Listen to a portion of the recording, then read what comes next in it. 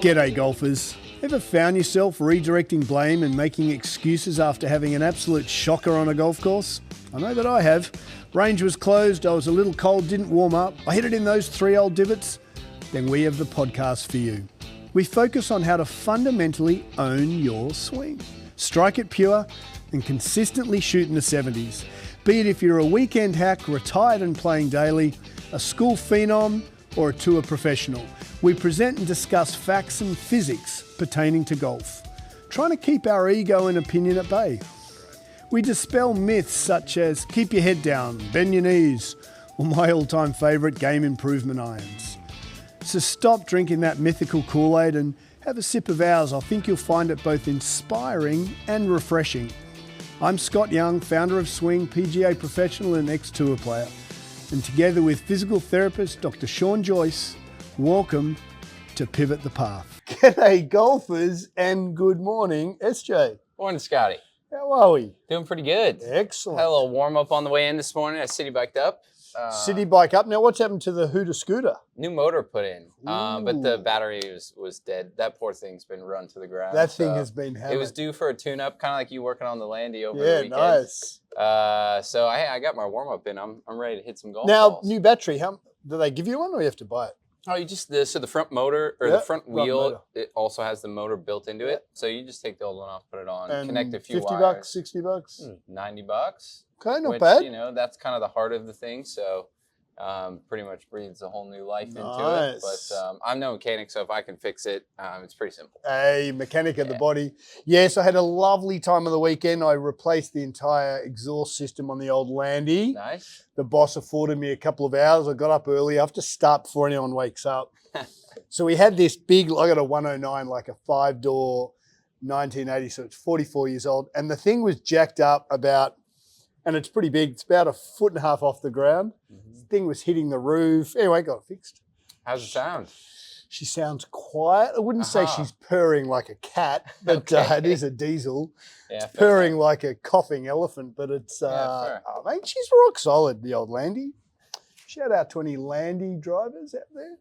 How's your week looking? Pretty good. Busy. I think a lot of people after their summer travels and Labor Day are now back in. And hopefully people are looking to make some changes this fall and winter. Interesting comment. So best time in our opinion, we talked about this last week, to play golf here in the city. Mm-hmm. Greens are firm. People certainly don't play golf. The greens are so good right now out here. Yeah. This is a good time. Good time to play. And yeah, by this point though, depending on where you're going, for me, some of the public courses are pretty beat up by now after a long summer of, tee times 11 minutes back apart. To back. Yeah, all summer. But it's funny, the private courses punched their greens this week, which to me is bizarre. We've only got another month at best of good golf, and then it gets a little chilly. Mm-hmm. I just don't know why they don't just hold off on that. Yeah, and just the means of preserving it for the winter Yeah, just to get to play. Well, yeah, just lets air and nutrients get down to the roots. It thins the roots out. Mm-hmm. We used to scarify back in Australia, which is like a jet of air that basically just thins, like you clip your roses or you... Yeah, sure. So the apple tree that I planted, have we talked apple trees? Not in a while. So I planted I'm two sure commercial... impatiently waiting to hear about the apple tree. Apple trees. The boss loves the apple trees. I planted 2 commercial apple trees this time last year. Well, the birds, the bastards. So the thing went ballistic with flowers. And I'm like, so we eat more green apples than a supermarket at our house. Mm-hmm. So I'm like, this is going to be game on. I have 1 apple out of 2 trees. Really? I am a heartbroken person. Who gets the apple? Well, it also looks pretty ordinary. So there's a guy up the road who's got the same trees I've noticed, and I've never met him, and I'm literally going to knock on his door and go, dude, what are you doing to your apple trees? Because mine don't look like that. Yeah. They are wet, so there's this black fungusy, they're just not happy. So I've got to learn, anyone who knows apple love, give me some tips. I got to learn apple love.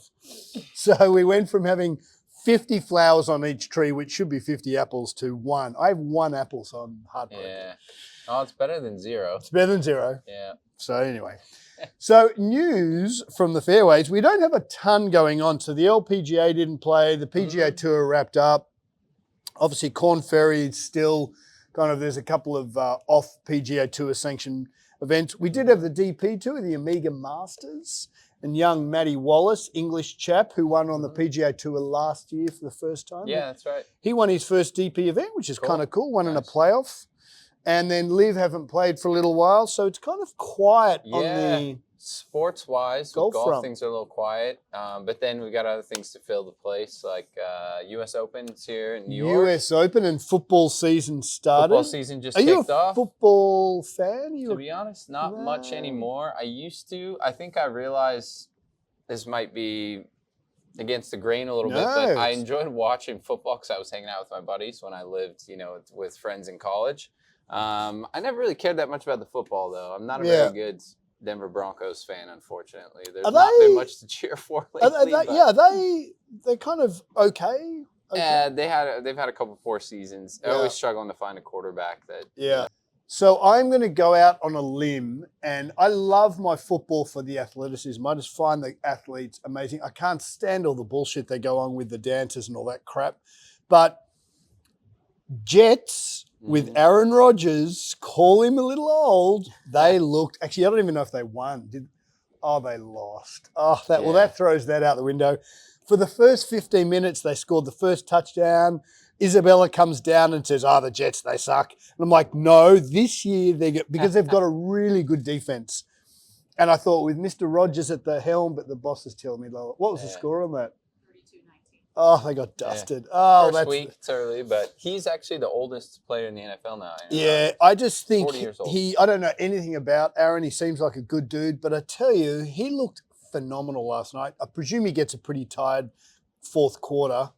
That just throws that whole conversation out the window. I was hoping the Jets would do really well, but I'm still a fan. I love their coach. I love everything about them. Who knows? Maybe it's like the first hole, double bogey, and then you have a good round. Yeah. And by the end of the season. I shot 8 under bogeying the first with my brother once. It was pretty cool.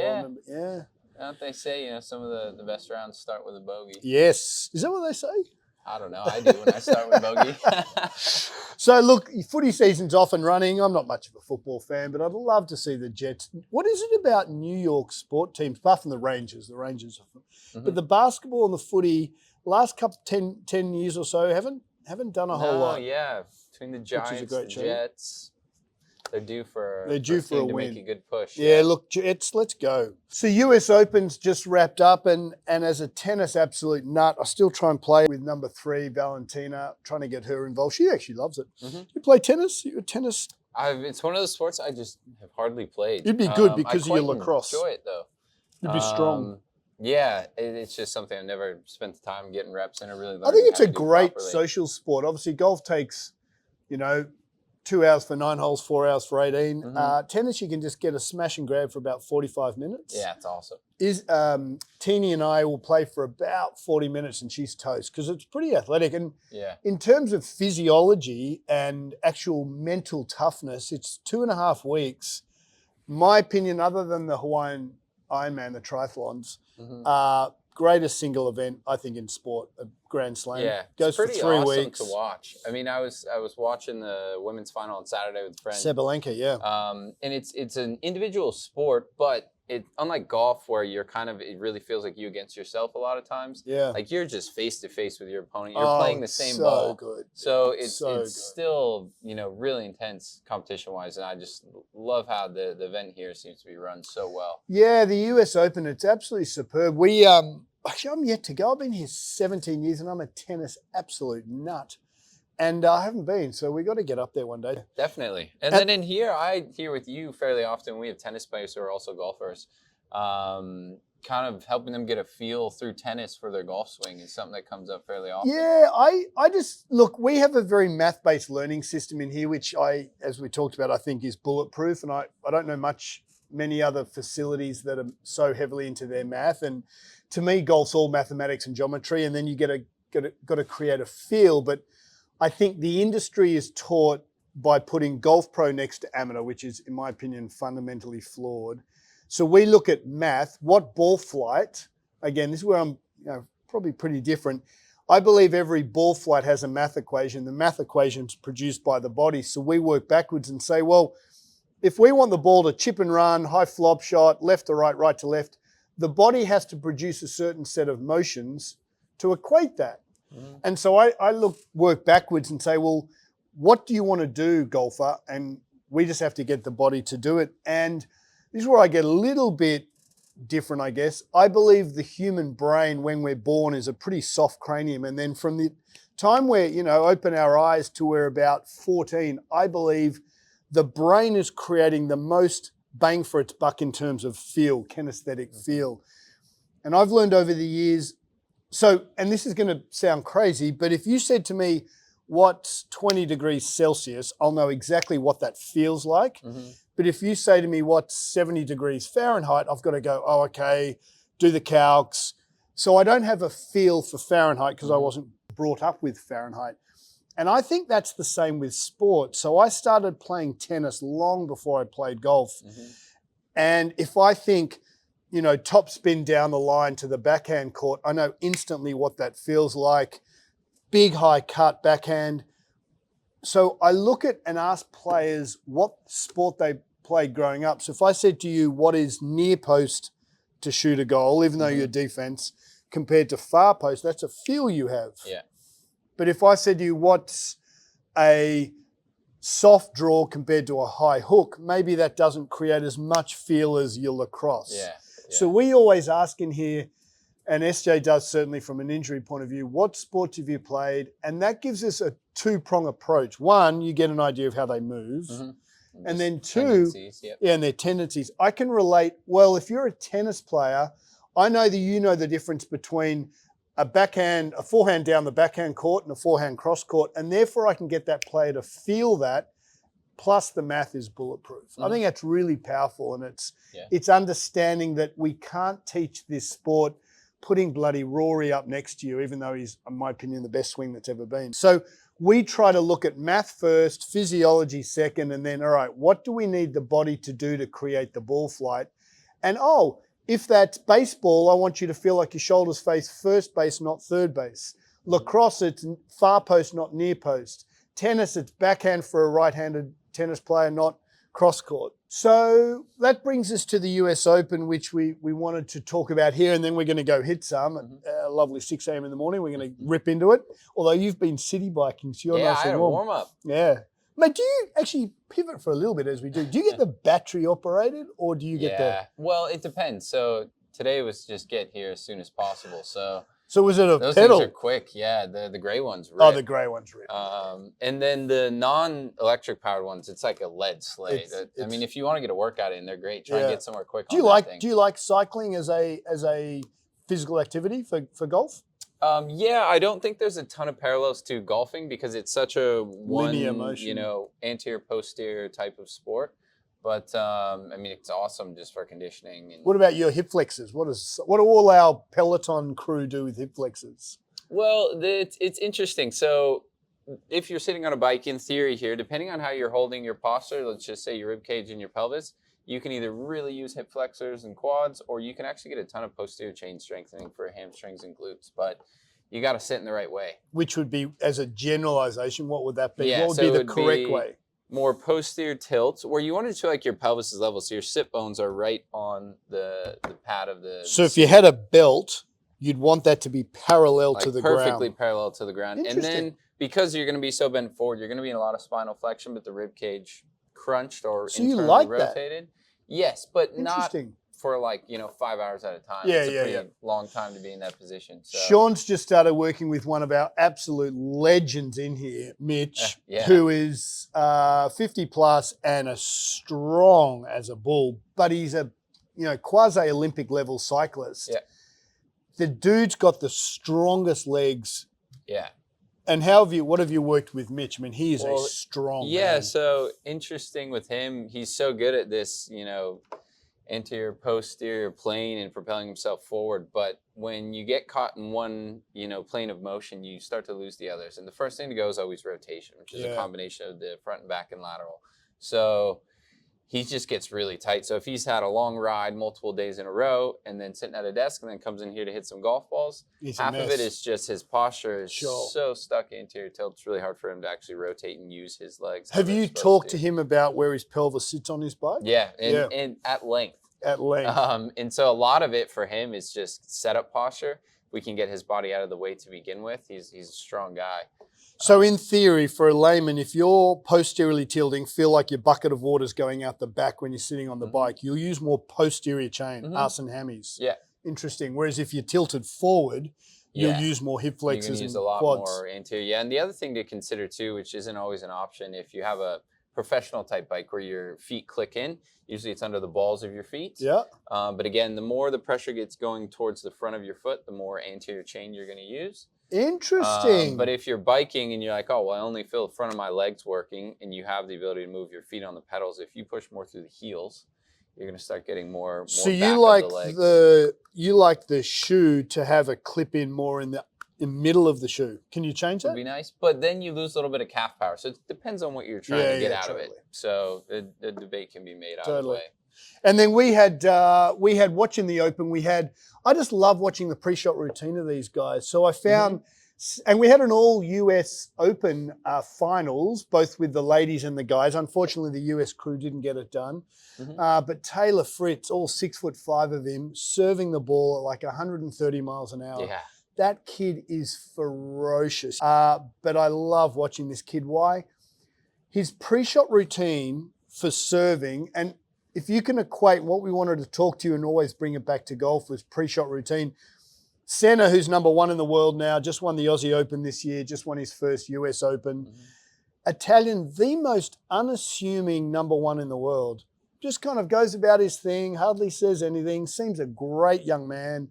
And then you've got Fritz, who's this young American, super good looking, big, tall, strapping lad. And he's just so quick. So Senna would have 8 bounces every time he went for a serve. He had 5 bounces every time he went for his second serve.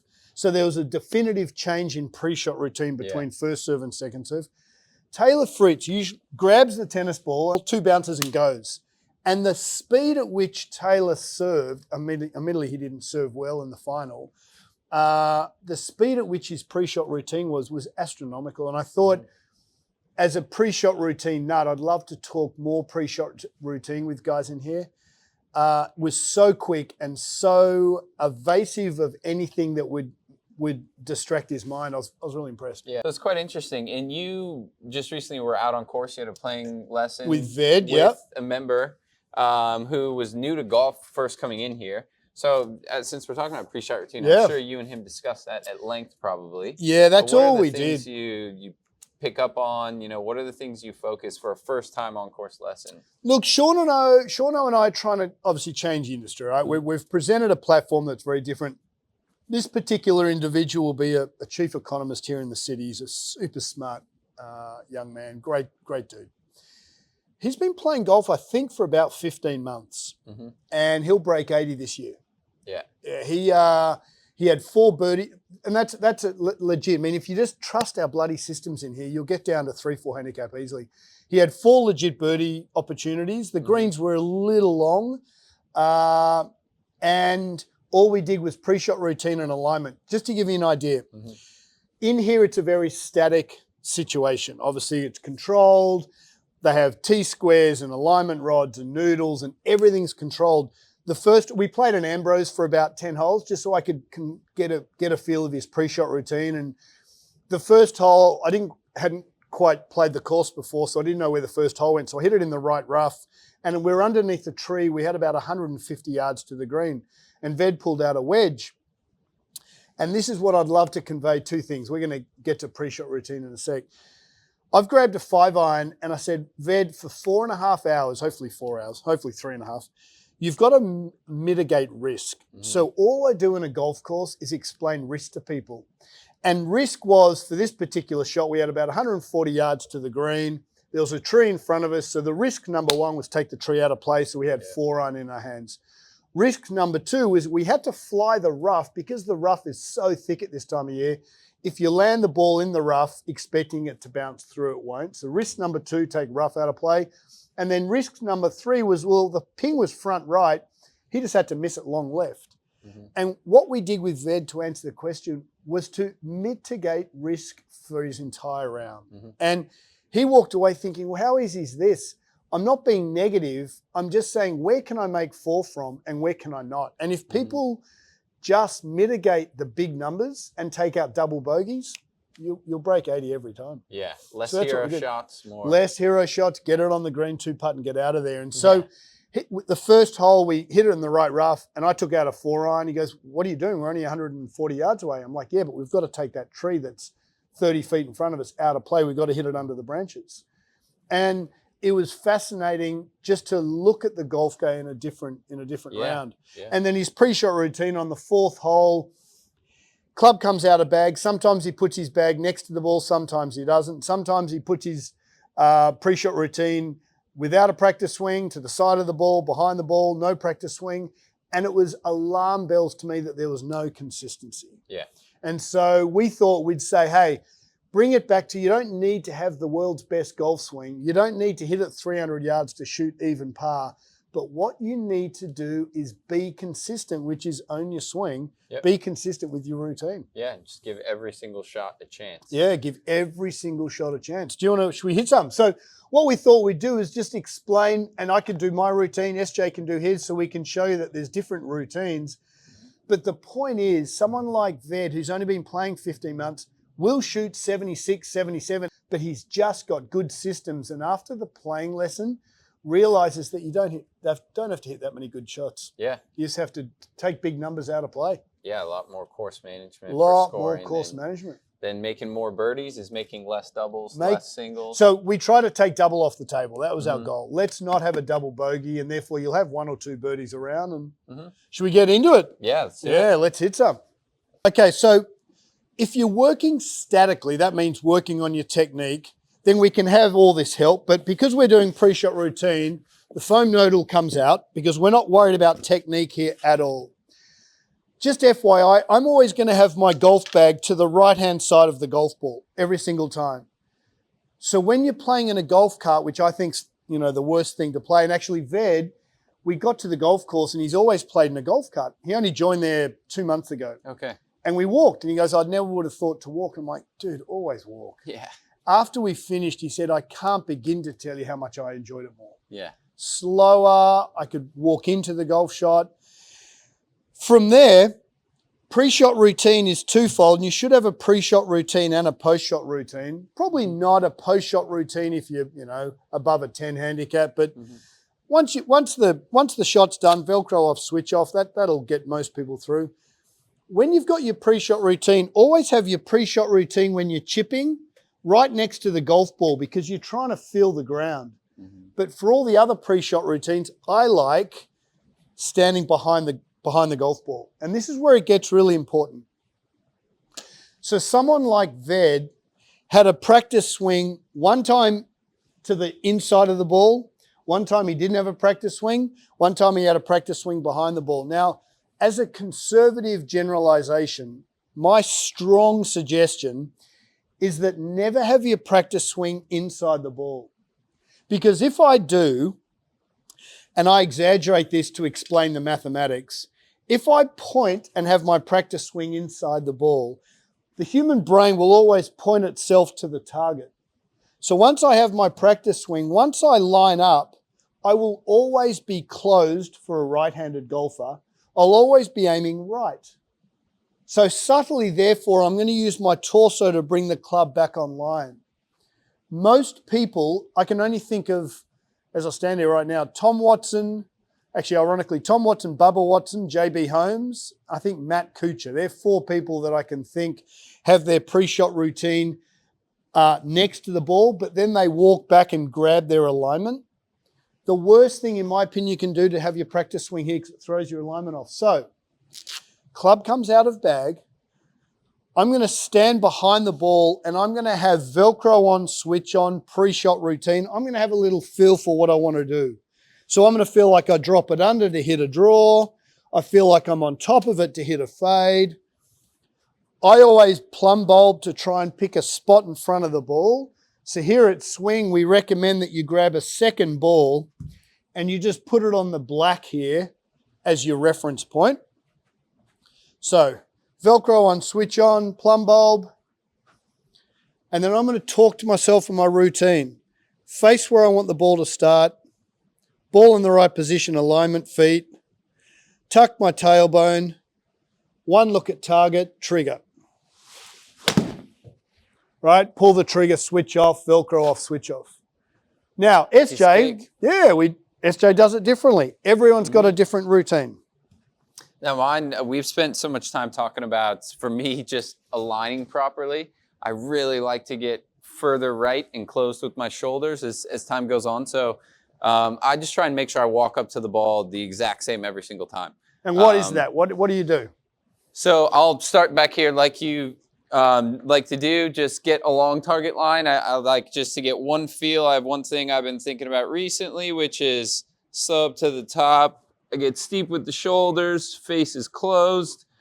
Think about out to 3 on the way down, just nice and smooth, and then I'll step up and hit one. So all right, so let's time it, eh? Feeling. Yep. So we want pre-shot routines to be under around 15 seconds. Yeah. Quick game's a good game. And I think for me, I realized when I start taking a longer time or I stand too far over the ball, I get very tense. It doesn't go well. Yeah. So are you gonna time me? Yeah, I'm gonna time you. Hang on for a tick. Okay. All right, rock and roll. Let's go. Okay. So I'll line up on target line. Got a little feel. Closed. Out to 3.